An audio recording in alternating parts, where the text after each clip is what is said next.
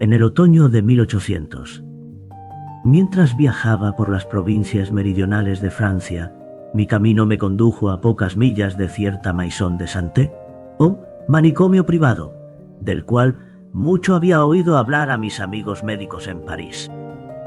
Dado que jamás había visitado un establecimiento de esa clase, me pareció que no debía perder tan excelente oportunidad y propuse a mi compañero de viaje, caballero, con el cual me había relacionado casualmente pocos días antes, que nos desviáramos de la ruta por 1 o 2 horas a fin de visitar el hospicio.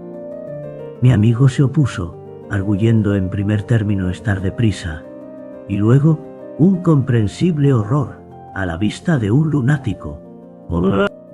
Me rogó, empero, que la cortesía no impidiera la satisfacción de mi curiosidad, agregando que cabalgaría despacio, a fin de darme ocasión de alcanzarlo ese mismo día, o a más tardar, al siguiente.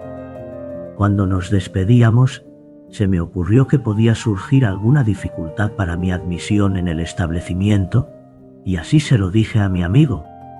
Contestó que, a menos que yo conociera personalmente al director, Monsieur Maillard, o le presentara alguna credencial por escrito, sería difícil que me dejasen pasar, pues los reglamentos de dichos manicomios privados eran mucho más rígidos que los de los hospitales públicos. Pero como él había conocido años atrás a Maillard, tendría el placer de acompañarme hasta la puerta y presentarme, aunque sus sentimientos con respecto a la locura no le permitirían penetrar en la casa. Le di las gracias y luego de abandonar el camino real, tomamos un sendero cubierto de pasto que media hora más tarde nos llevó a una densa floresta situada al pie de una montaña. Cabalgamos casi 2 millas por ese húmedo y lúgubre bosque hasta divisar la maison de santé. Era un fantástico castillo, muy deteriorado, que a juzgar por su edad y el descuido en que se hallaba, debía ser apenas habitable.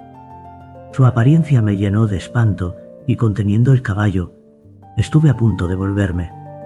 Pero pronto me avergoncé de mi debilidad y seguimos adelante. Cuando nos acercábamos a la gran puerta, noté que estaba entornada y que alguien espiaba por ella. Un instante después, se asomó un hombre que se dirigió a mi compañero, llamándolo por su nombre y estrechándole cordialmente la mano, mientras lo instaba a que desmontara.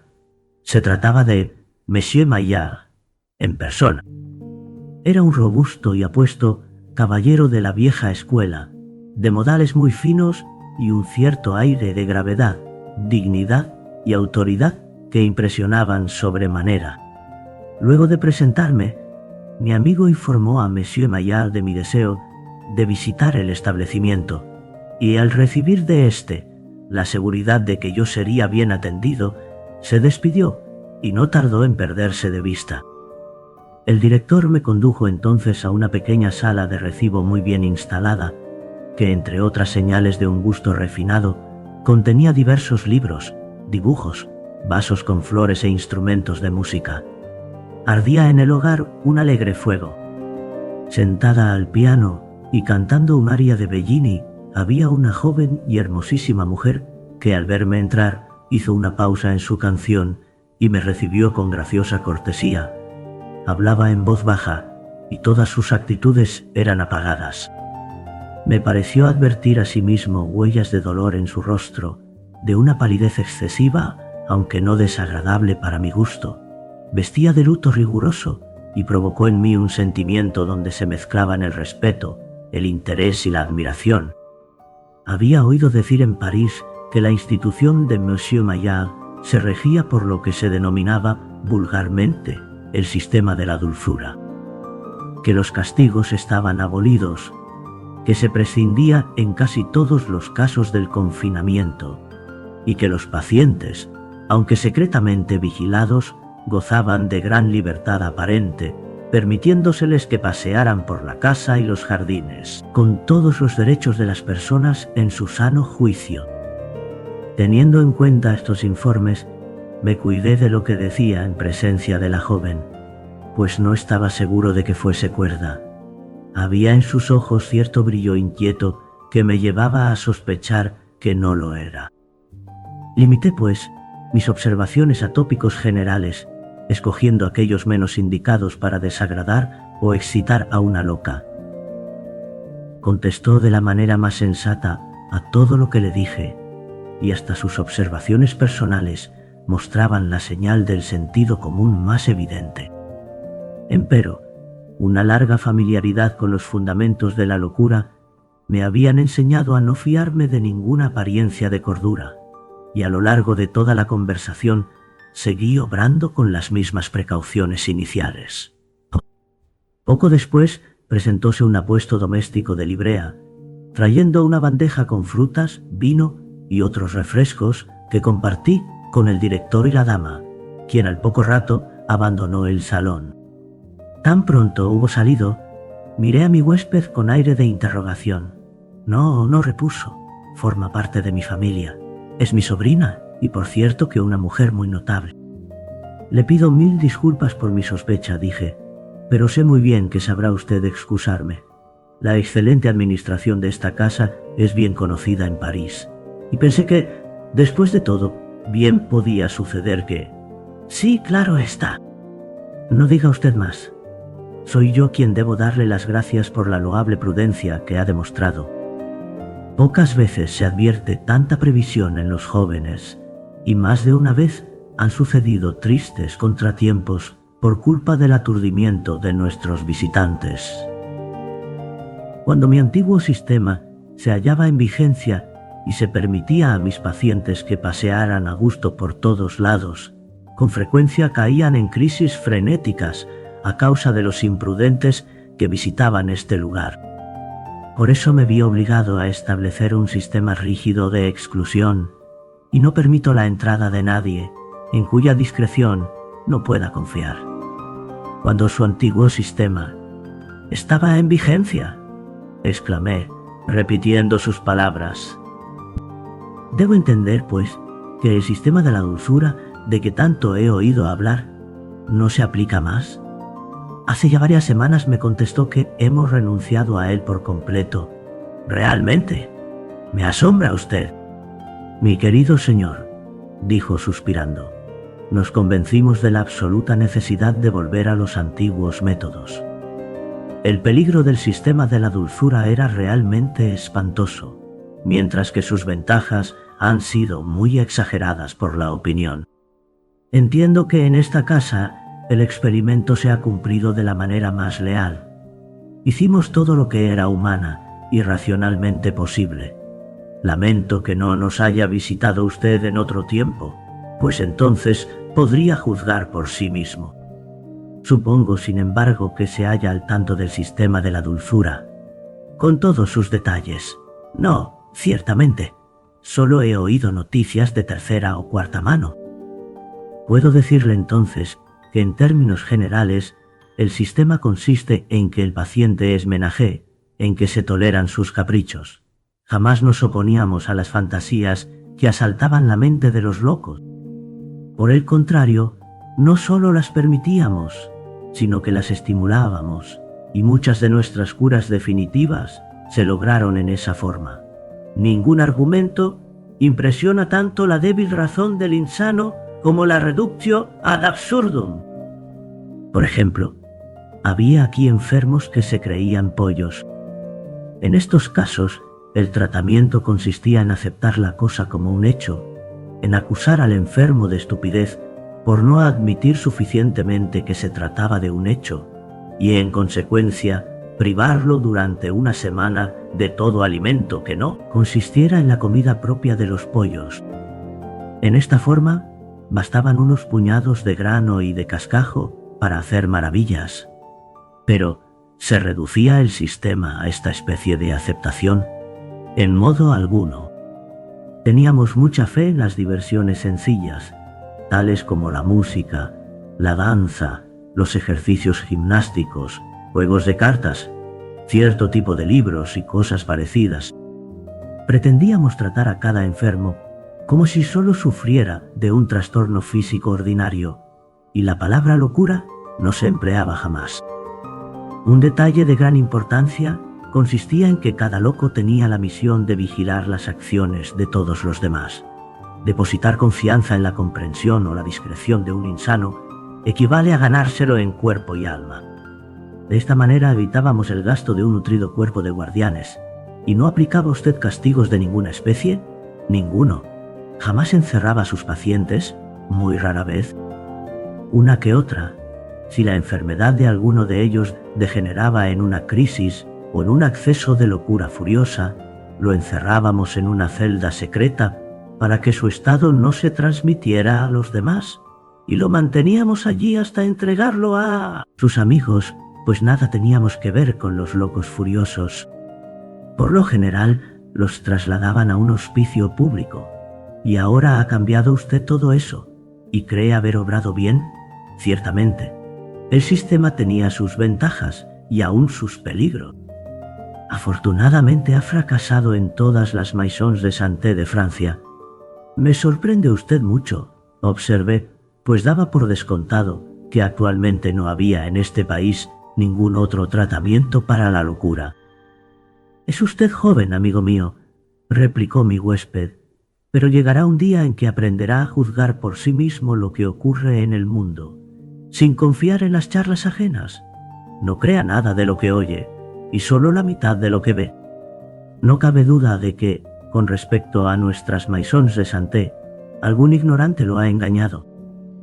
Después de cenar, cuando se haya recobrado de la fatiga de su viaje, tendré el placer de llevarlo a recorrer la casa y hacerle conocer un sistema que, en mi opinión y en la de todos aquellos que han presenciado su aplicación, es incomparablemente más efectivo que los utilizados hasta ahora.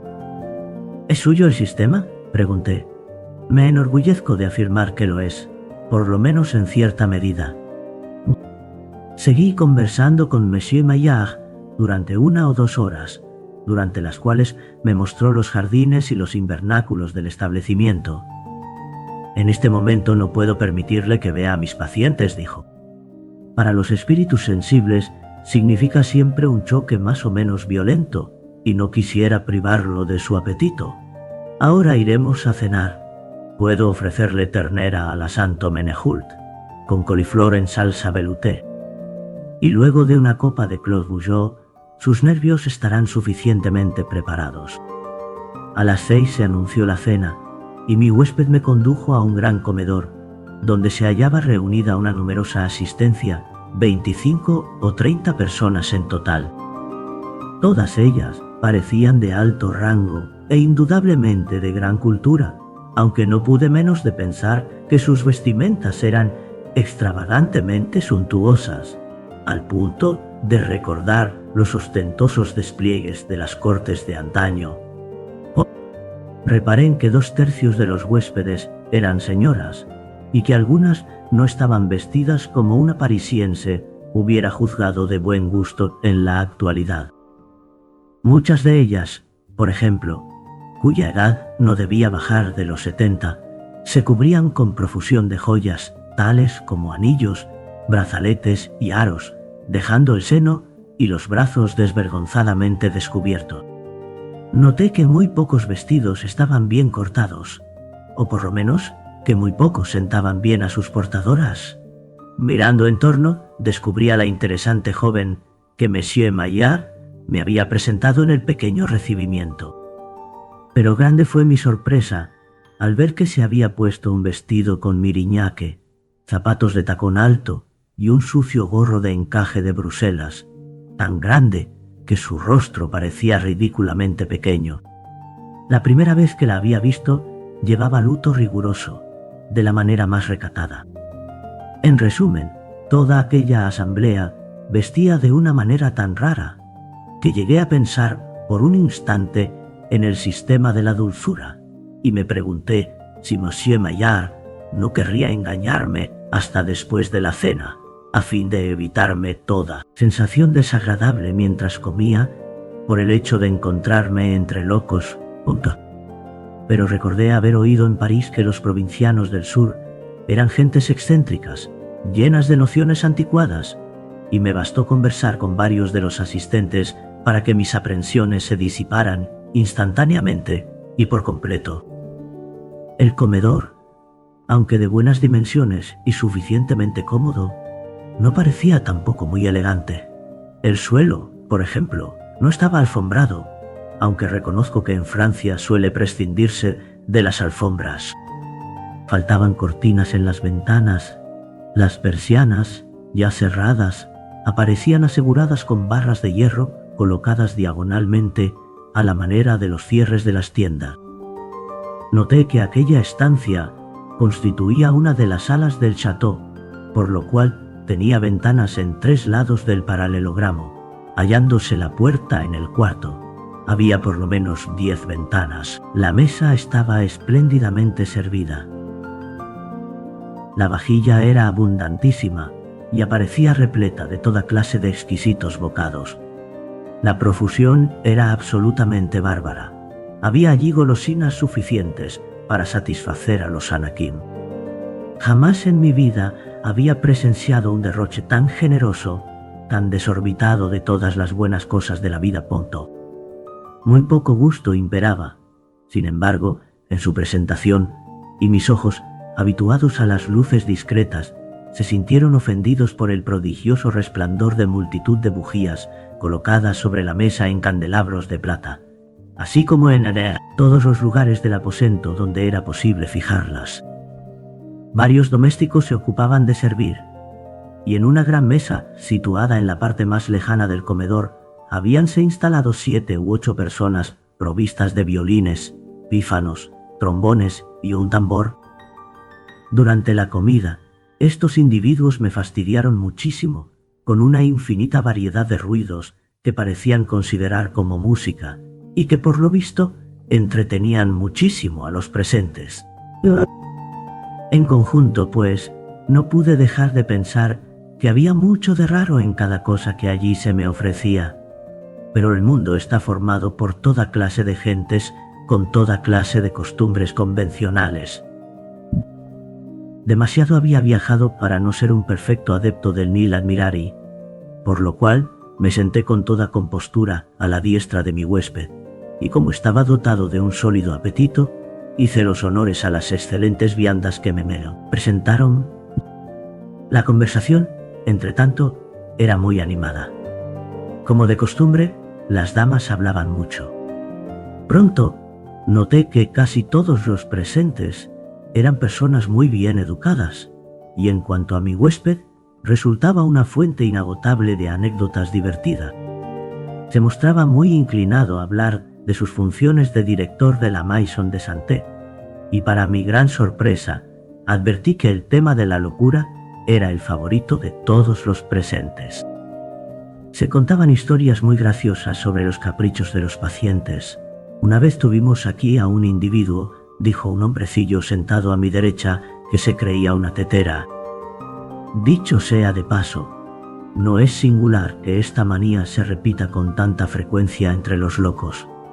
Apenas hay un manicomio en Francia que no pueda proporcionar una tetera humana. La nuestra era una tetera de fabricación británica y cuidaba de pulirse a sí misma todas las mañanas con tiza y una piel de ante. Además, dijo un hombre de alta estatura, sentado frente a mí no hace mucho, tuvimos a un enfermo, a quien se le había metido en la cabeza que era un asno, lo cual, hablando figurativamente, no dejaba de ser muy cierto. Era un paciente de lo más molesto y nos daba mucho trabajo mantenerlo dentro de ciertos límites. Largo tiempo se negó a comer nada que no fueran cardos, pero lo disuadimos de su idea al no dejarlo que comiera otra cosa. Se pasaba el tiempo soltando coces. Así, vean ustedes, así, señor de Kock, le ruego que se comporte debidamente. Lo interrumpió una anciana señora ubicada al lado del orador. Guárdese usted sus coces. Ha estropeado mi vestido de brocado. ¿Acaso es necesario ilustrar de manera tan práctica una observación? Nuestro amigo aquí presente comprenderá lo mismo. Palabra, casi es usted tan asno como aquel pobre infeliz creía serlo. Sus coces eran de lo más naturales. Puede creerme.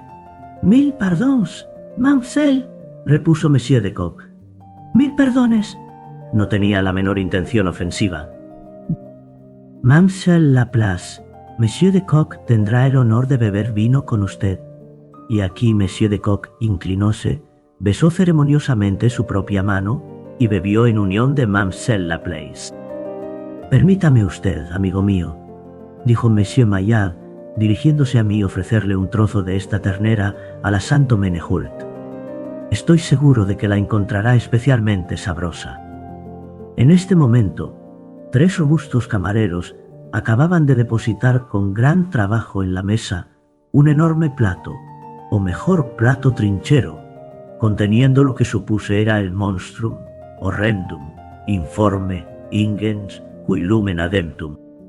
Pero un escrutinio más cuidadoso me aseguró que se trataba tan solo de un ternerillo asado entero, apoyado en las rodillas y sosteniendo una manzana en la boca, como se acostumbra en Inglaterra para servir una liebre. Muchas gracias, repuse. Para decir verdad, no me gusta mucho la ternera ala. ¿Cómo era? Pues siento que no me cae bien. Prefiero cambiar de plato y probar un bocado de conejo. Había sobre la mesa algunas fuentes conteniendo lo que parecía ser conejo ordinario, plato muy exquisito y digno de ser recomendado. «¡Pierre!», gritó el huésped. «Cambie el plato del señor y sírvale un trozo de conejo a Auchat». «¿Al qué?», dije yo. «Auchat. Pues bien, muchas gracias, pero, pensándolo mejor, prefiero servirme un poco de jamón. Verdaderamente uno no sabe nunca lo que come en las mesas de estos provincianos», me dije. «No quiero saber nada de su conejo al gato, ni tampoco de su gato al conejo, si es que lo sirven». Y luego dijo un personaje de aire cadavérico, situado hacia el final de la mesa, recogiendo el hilo interrumpido de la conversación. Entre otras extravagancias, tuvimos cierta vez a un paciente que sostenía con gran obstinación ser un queso de Córdoba y andaba cuchillo en mano pidiendo a sus amigos que probaran una rebanada de su muslo. Era un perfecto loco. Sin duda, dijo otro, pero no se lo puede comparar con cierto individuo a quien todos conocemos, excepción hecha de ese extraño caballero. Aludo al hombre que se creía una botella de champaña y andaba siempre descorchándose con un ruido y un burbujeo, como esto.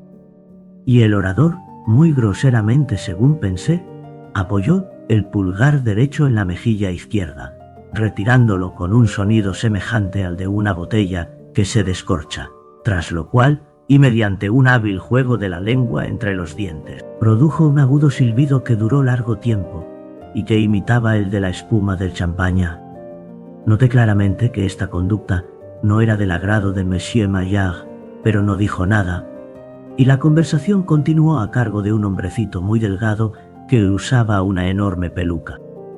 Teníamos también a un ignorante, dijo, que se tomaba por una rana, a la cual, por cierto, no dejaba de parecerse bastante. «Me hubiera gustado que le viese usted, señor», agregó, dirigiéndose a mí, «pues le habría encantado la naturalidad con que actuaba. Si aquel hombre no era una rana, solo puedo agregar que lo lamento mucho. Su croar, en esta forma, oh, oh, oh, oh, oh, era la nota más bella del mundo, un si bemol.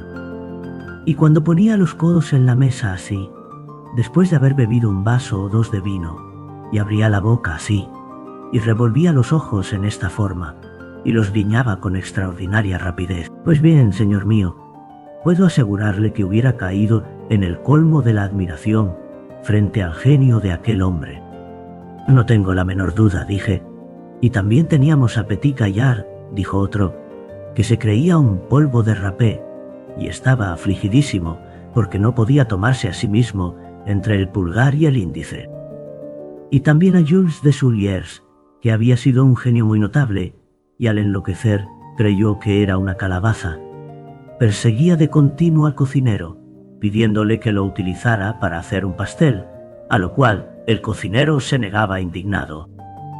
Por mi parte, no dejo de pensar que un pastel de calabaza a la de Soulier hubiera sido excelente. «Me asombra usted», exclamé, mirando con aire interrogativo a Monsieur Maillard. Ja, ja, ja, rió este caballero. Ja, ja, ja. Sí, sí. Excelente. No tiene por qué asombrarse, amigo mío. Nuestro compañero es todo un ingenio. Un drole. No hay que tomarlo al pie de la letra.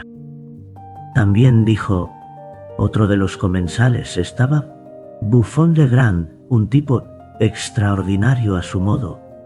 El amor lo trastornó y se creía dueño de dos cabezas. Sostenía que una de ellas era la de Cicerón, mientras la otra estaba compuesta. Vale decir que era la de Demóstenes desde la frente a la boca, y la de Lord Brougham, de la boca al mentón. No es imposible que estuviera equivocado, pero lo hubiese convencido a usted de lo contrario, pues era hombre de grandísima elocuencia. Tenía verdadera pasión por la oratoria y no podía dejar de manifestarla. Por ejemplo, solía saltar sobre la mesa, en esta forma, y en este momento, alguien que se hallaba al lado del que hablaba le puso la mano en el hombro y le susurró unas palabras al oído. Inmediatamente, el otro guardó silencio y se dejó caer en su asiento. Y no olvidemos, dijo el que lo había interrumpido a Bullard, la perinola. Le llamo la perinola porque le había entrado la manía muy singular, aunque no por completo irrazonable, de que se había convertido en perinola. Se hubiera usted muerto de risa viéndolo dar vueltas. Era capaz de pasarse horas girando sobre un talón, así. Pero entonces, el amigo a quien el orador había interrumpido poco antes hizo lo mismo con él. Pues bien, gritó una anciana señora con todas sus fuerzas. Su Monsieur Bullard era un loco, y un loco muy tonto, por lo que veo. Permítame preguntarle, ¿quién ha oído hablar jamás de una perinola humana? ¡Qué absurdo! Madame Joyeuse era mucho más sensata, como todos saben. Tenía una manía, pero llena de buen sentido, y que proporcionaba gran placer a todos los que se honraban en conocerla. Después de maduras reflexiones, llegó a la conclusión de que a causa de algún accidente se había convertido en gallo, pero en su calidad de tal se conducía muy correctamente. Batía las alas de una manera prodigiosa, así, así, así y así, y en cuanto a su cacareo, era delicioso. Corocó. Madame Joyeuse, le ruego que se reporte, le interrumpió muy encolerizado nuestro anfitrión. O se conduce usted como una dama, o abandona inmediatamente la mesa. Elija. La dama a la cual había oído con gran estupefacción llamar Madame Joyeuse, luego de la descripción que acababa de hacernos de alguien de ese mismo nombre, sonrojóse hasta la raíz de los cabellos y pareció sumamente humillada por el reproche. Bajó la cabeza, sin responder una sola palabra. Mas en ese momento, otra señora, mucho más joven, reanudó la conversación. Era mi hermosa jovencita del recibimiento. «Oh, Madame Joyeuse, era una loca», exclamó. En cambio, en la conducta de Eugénie Salsafette había mucho de buen sentido. Era una joven muy modesta y hermosa, que se había convencido de que la manera ordinaria de vestirse era indecente, y trataba de vestirse al revés, vale decir, quedándose fuera de sus ropas, y no dentro de ellas. Después de todo es algo muy fácil de hacer. Basta con empezar así, y luego así, y así, así. Y entonces, «Mon Dieu, Mademoiselle Salsafette», gritaron al unísono una docena de voces. «¿Qué hace usted? Deténgase, es suficiente». Hemos visto perfectamente cómo se hace. Basta, basta. Y numerosos comensales abandonaban ya sus sillas para impedir que Mademoiselle Salsafette se pusiera a la par de la Venus de Médicis, cuando su intervención dejó de ser necesaria a causa de unos terribles gritos y alaridos que procedían de alguna parte del cuerpo central del château. Mis nervios sufrieron un tardo choque al escuchar aquellos clamores, pero no pude dejar de sentir lástima por el resto de la asamblea. Jamás he visto a un grupo de personas razonables bajo un espanto semejante. Se pusieron pálidos, como otros tantos cadáveres, y mientras se desplomaban en sus asientos, temblaban y se estremecían de terror, esperando la repetición de los gritos.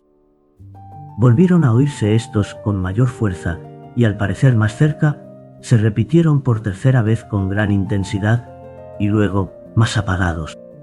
Ante esta aparente cesación de los clamores, los comensales recobraron inmediatamente los ánimos y todo volvió a ser alegría y conversación como antes. Me atreví entonces a preguntar la causa de aquella interrupción.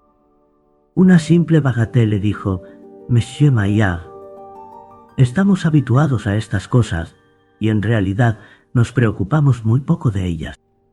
De vez en cuando los locos se ponen a gritar a coro, pues uno excita al otro, como suele ocurrir con los perros de noche.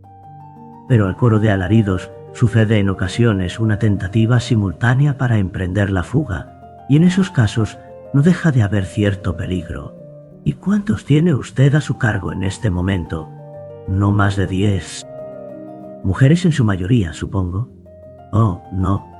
Todos ellos hombres, y puedo asegurarle que bien robustos. ¿De veras? Había oído decir que la mayoría de los insanos pertenecían al sexo bello. Así es en general, pero no siempre. Hace algún tiempo había aquí unos 27 pacientes, y entre ellos no menos de 18 mujeres, pero las cosas han cambiado mucho, como puede ver. Sí, han cambiado mucho. Como puede ver, interrumpió el caballero que había dado de coces a Mamselle Laplace. Sí, han cambiado mucho, como puede ver, coreó la asamblea. A sujetar la lengua todo el mundo, gritó mi anfitrión lleno de cólera, tras lo cual los presentes guardaron un silencio de muerte durante casi un minuto. Mientras una de las damas obedecía al pie de la letra a Monsieur Maillard, vale decir, sacaba la lengua, que tenía notablemente larga, y la sujetaba resignadamente con ambas manos hasta el fin de la fiesta. Pero esta dama, dije al director, inclinándome hacia él para que los demás no me oyeran, esa excelente señora que acaba de hablar y nos ha ofrecido el cocoricó, supongo que es inofensiva, ¿verdad? Completamente inofensiva. Inofensiva, exclamó él, en el colmo de la sorpresa. ¿Qué? ¿Qué quiere usted decir? Oh, nada más que un poco tocada, dije, acompañando mis palabras con el ademán de tocarme la sien. Doy por descontado que su enfermedad no es particularmente peligrosa, ¿verdad? Mon Dieu, ¿qué está usted imaginándose? Esta señora, mi antigua e íntima amiga, Madame Joyeuse, es tan cuerda como yo. Tiene sus pequeñas excentricidades, claro está, pero bien sabe usted que todas las mujeres muy ancianas las tienen en mayor o menor grado. Por supuesto, convine. Por supuesto. Pero entonces, el resto de las damas y caballeros son mis amigos y colaboradores, interrumpió Monsieur Maillard, irguiéndose altaneramente. Mis excelentes amigos y ayudantes. ¿Cómo? ¿Todos ellos? ¿Las damas también? Claro está, no podríamos arreglarnos sin ayuda de mujeres, que son las mejores enfermeras del mundo para atender a los locos. Tienen una modalidad propia, ¿sabe usted? Sus ojos brillantes producen efectos maravillosos, algo así como la fascinación de la serpiente. Por supuesto, repetí, por supuesto. De todos modos, actúan de manera un tanto extraña, ¿no? Son ligeramente raras, ¿no le parece a usted? Extrañas, raras. ¿Por qué piensa así? Aquí, en el sur, no somos nada mojigatos. Hacemos lo que más nos gusta, gozamos de la vida y de todo el resto. ¿Comprende usted? Por supuesto, dije. Por supuesto. Y además, puede ser que este cloche-bourgeois se suba un tanto a la cabeza, ¿sabe usted? Un tanto fuerte. ¿Usted comprende, no? Por supuesto, dije. Por supuesto. Dicho sea de paso, señor, ¿no dijo usted, si he oído bien, que el sistema que había adoptado en reemplazo del famoso sistema de la dulzura es de una extremada severidad? De ninguna manera. La reclusión es obligadamente rigurosa. Pero el tratamiento, quiero decir, el tratamiento médico, es más bien agradable a los pacientes. ¿Y es usted el inventor del nuevo sistema? No en su totalidad. Parte del mismo procede del profesor Tarr, de quien habrá usted oído hablar seguramente. Y mi plan contiene además modificaciones que, me complazco en decirlo, provienen del celebrado Feather, con quien, si no me equivoco, está usted estrechamente vinculado. Me avergüenza muchísimo reconocer que no he oído jamás mencionar a dichos caballeros, repliqué. Grandes dioses, exclamó mi huésped, echando bruscamente atrás su silla y alzando las manos. Sin duda he oído mal. ¿No pretenderá decirme que jamás ha oído hablar del sabio doctor Tarr o del famoso profesor Feather? Me veo precisado a reconocer mi ignorancia, repuse, pero la verdad está por encima de todas las cosas. Mucho me humilla ignorar las obras de esos extraordinarios estudiosos. Las buscaré lo antes posible para leerlas con la máxima atención. Monsieur Maillard, usted ha conseguido, se lo digo muy sinceramente, avergonzarme de mí mismo. Y era muy cierto. No diga usted más, mi joven amigo, replicó amablemente el director, estrechándome la mano, y acompáñeme con una copa de sauternes. Bebimos. La asamblea imitó sin vacilar nuestro ejemplo. Todos charlaban, bromeaban, reían, hacían las cosas más absurdas, mientras los violines chirriaban, el tambor tronaba, los trombones mugían como otros tantos toros de bronce, de Falaris, y aquella escena, empeorando de minuto en minuto, a medida que los vinos hacían su efecto, se convertía finalmente en una especie de pandemonio impeto. A todo esto, con algunas botellas de sauternes y Bouchot entre los dos, Monsieur Maillard y yo continuábamos nuestro diálogo a gritos. Cualquier palabra pronunciada con tono natural se hubiera oído mucho menos que la voz de un pez en las cataratas del Niágara. ¿No mencionó usted antes de la cena? Le grité al oído que el antiguo sistema de la dulzura encerraba ciertos peligros. ¿Puede explicarme cuáles? Sí, repuso él. En algunas ocasiones era sumamente peligroso. Los caprichos de los locos son inexplicables, y en mi opinión, así como en la del doctor Tarr y el profesor Feather, nunca se está seguro si se los deja andar solos y sin vigilancia. Un insano puede ser calmado por un tiempo, pero terminará siempre provocando algún alboroto. Su astucia, además, es tan proverbial como grande. Si proyecta alguna cosa, la ocultará con maravillosa sagacidad, y la destreza con que finge la cordura presenta para el filósofo uno de los problemas más singulares del estudio de la mente. Créame usted, cuando un loco parece completamente sano, ha llegado el momento de ponerle la camisa de fuerza. Pero el peligro del cual hablaba usted, mi querido señor, en el curso de su propia experiencia, mientras dirigía esta casa, ¿ha tenido razones para creer que la libertad era peligrosa en un caso de locura? Aquí. ¿En el curso de mi propia experiencia? Pues bien, sí.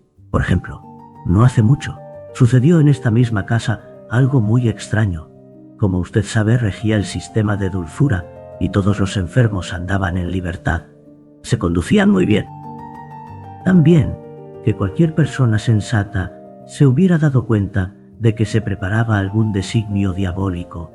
Tanta era la compostura con que se portaban. Y así ocurrió, en efecto. Una mañana, los guardianes se despertaron atados de pies y manos y metidos en las celdas, donde fueron atendidos como si fueran los locos. Por los locos mismos que habían usurpado las funciones de guardianes. ¡No me diga usted! Jamás he oído cosa tan absurda. Le cuento la verdad. Todo sucedió por culpa de un imbécil. Un loco que sostenía haber inventado el mejor sistema de gobierno jamás imaginado. Gobierno de locos, se entiende. Supongo que quería experimentar su invención y persuadió al resto de los enfermos a que se le unieran en una conspiración destinada a derrocar los poderes reinantes. Y lo consiguió, naturalmente. Los guardianes y los guardados cambiaron muy pronto de puesto, con la importante diferencia de que los locos habían estado sueltos con anterioridad, mientras que los guardianes fueron encerrados en las celdas y tratados, lamento decirlo, de una manera muy desdorosa. Pero supongo que no tardó en producirse una contrarrevolución. Imposible que semejante estado de cosas se prolongara mucho. Las personas de la vecindad, los visitantes que acudían al establecimiento, no hay duda de que debieron dar la alarma, pues se equivoca usted. El jefe de los rebeldes era demasiado astuto para eso. No admitió a ningún visitante, excepción hecha, cierto día, de un joven de aire tan estúpido que no le inspiró el menor temor. Lo dejó entrar en el establecimiento, simplemente para variar un poco, para divertirse con él. Tan pronto se hubo burlado lo suficiente, lo dejó salir para que se volviera a sus negocios. ¿Y cuánto tiempo duró el reinado de los locos? Oh, mucho tiempo. Por lo menos un mes. No podría decir exactamente cuánto. Pero entre tanto, lo pasaron admirablemente, eso puedo jurárselo. Tiraron sus viejas ropas ajadas y se apoderaron del guardarropa y las joyas de la familia. La bodega del establecimiento estaba bien provista de vino, y esos diablos de locos son precisamente los que mejor saben beberlo. Vivieron muy bien, se lo aseguro. ¿Y el tratamiento? ¿En qué consistía ese tratamiento especial que puso en práctica el jefe de los rebeldes?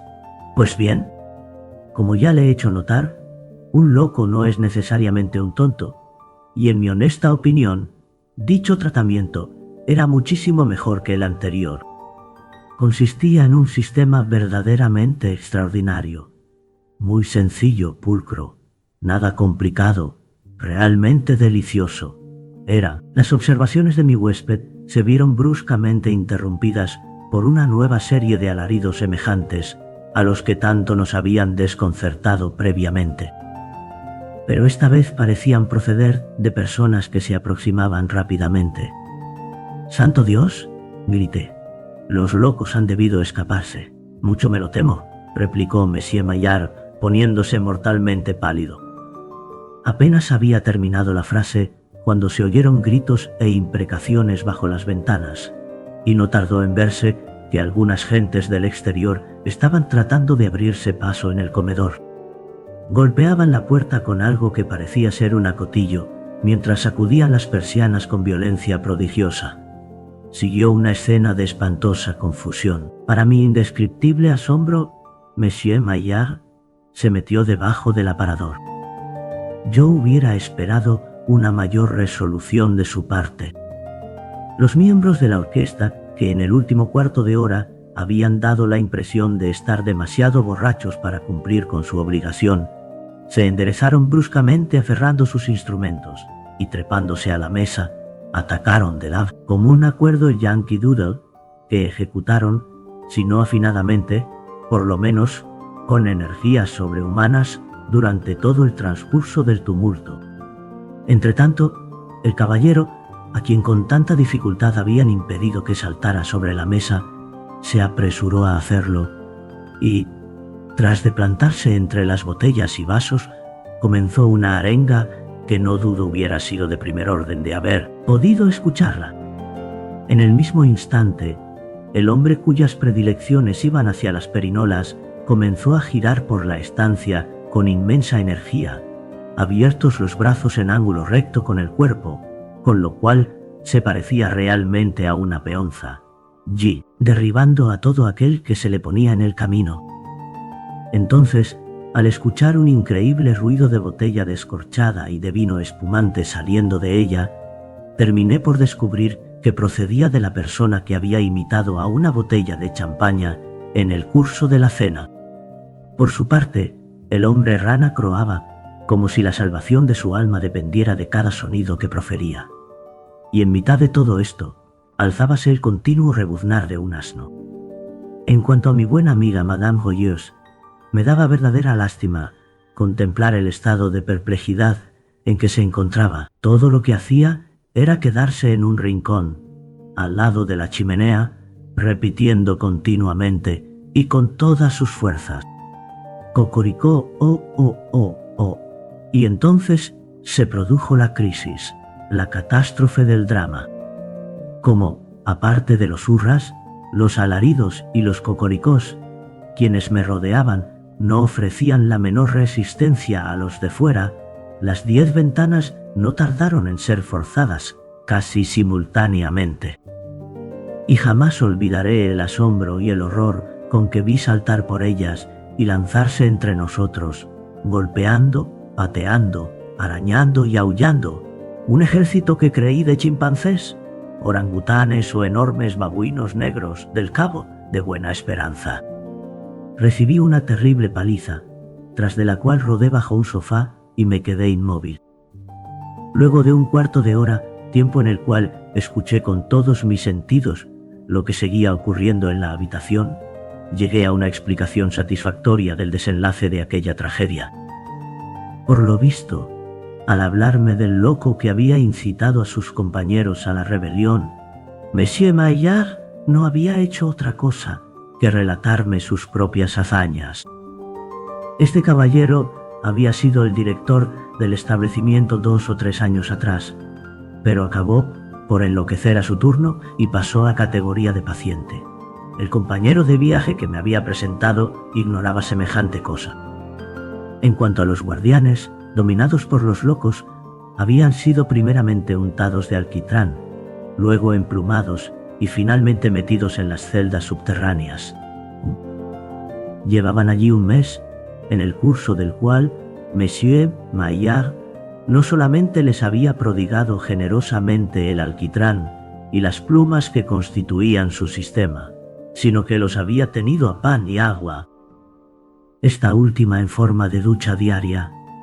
Pero, al fin, tras de escapar por una cloaca, uno de los prisioneros logró poner en libertad a los demás.